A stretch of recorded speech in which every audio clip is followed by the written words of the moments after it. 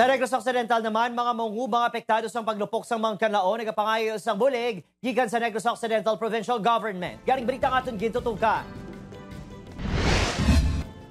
Masobra duha ka bulan, humalin sang naglupok ang Mount Canlaon sa December 9, 2024. Wala gihapon makabawi ang mga mangunguma sa Bago City, Negros Occidental, nga isa sa mga pinakaapektado sa ashfall. Sa barangay at Tipuluan, nagapanghakroy ang mangunguma nga si Cyrus bangod sadto, 80 kasako kada ektarya ang ma-harvest sini nga humay. Apang humalin sang naglupok ang bulkan, ara na lang sa 25, tubtub 30 kasako ang iya na ani. Sa isa hektarya may ara tag 30 per hektarya. May ara kanina 25 lang. Hindi puslan na pagatong karo alam daw na sunog ang yang mabunga. Sa Felipe naman, halos wala na makatanong pa humalin sa Disyembre.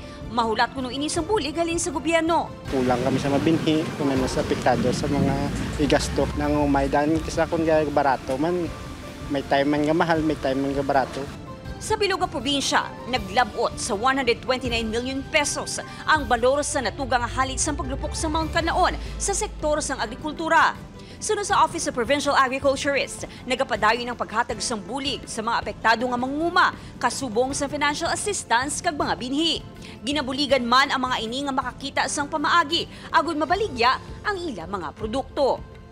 What we did is nagbulig kami sang pagbaligya sang ilang mga products para makabulig man sa ila. Upod Geruel Bangoy, Aileen Pedraso. 1 Western Visayas.